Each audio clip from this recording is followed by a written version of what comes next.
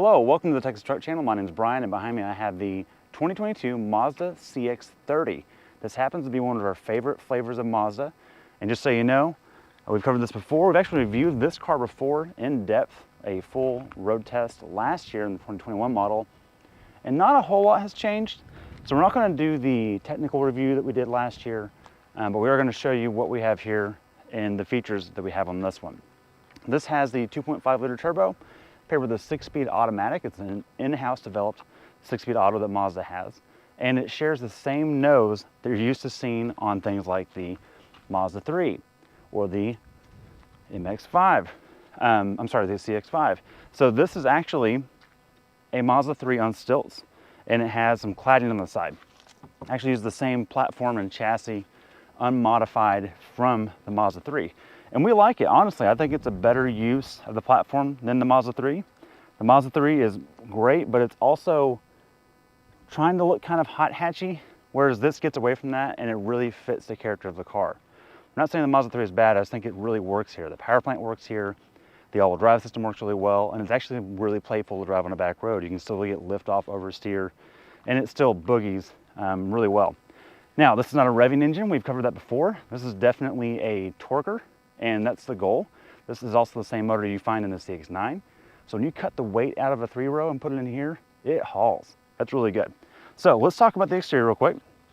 First things first, best headlights in the business. Best headlights we've ever tested are the Mazda headlights. They follow as you're turning the steering wheel, they lead around corners, and they're incredibly crisp, and the auto high beams work perfectly.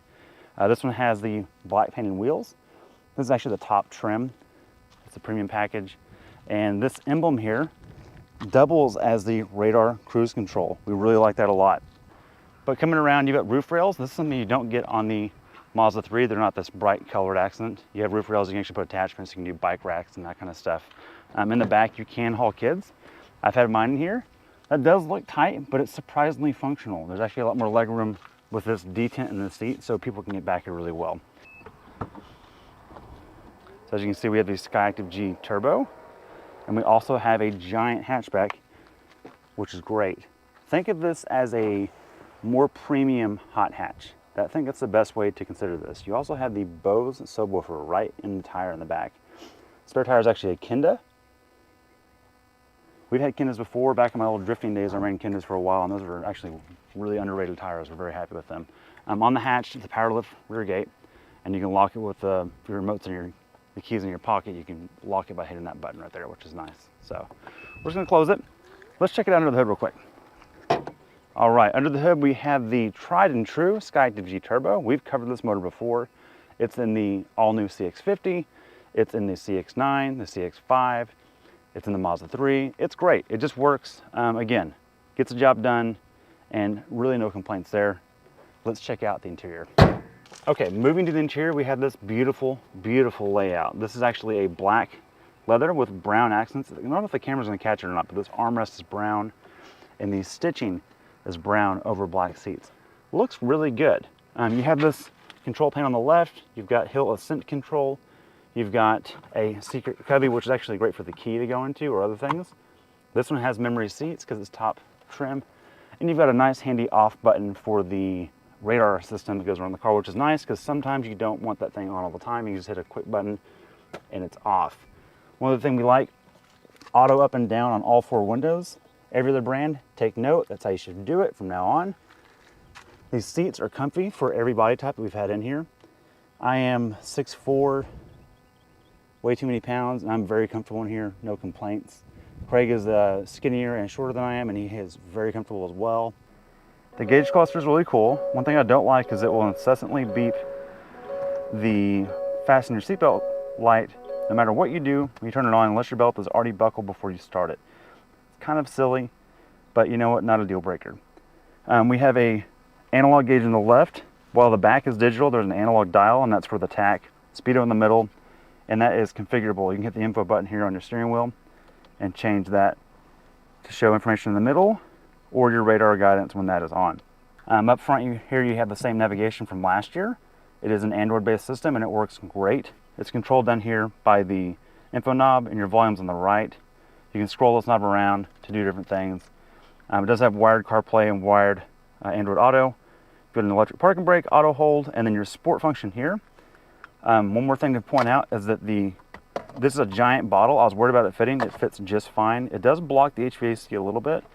Really just your heated seat button, not really a problem. And then a traditional tumbler here is no issue. Now, before we get done with this review, I would like to do something we did not do with this car last year, and let's test the 0 to 60 times. Let's go do that. All right, guys, it is time for the 0 to 60 run. I've got it in sport mode, AC off. I'm gonna do a little bit of a brake boost, and we've got a slight uphill, but this is real world testing, so let's see what we get. Ooh, a little wheel spin up front. So it over revs, runs out of boost. 0 to 60 in 6.22. That's really good. For something that's not meant to be a performance crossover, that's impressive. And that was on the overrun. I feel like if I shifted it earlier and kept it in the torque band, that might do better.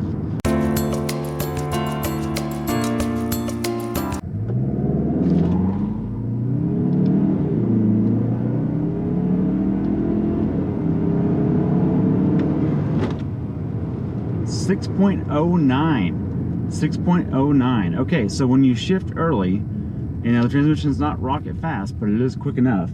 If you shift it around 4,500, it actually changes gears around 5,000.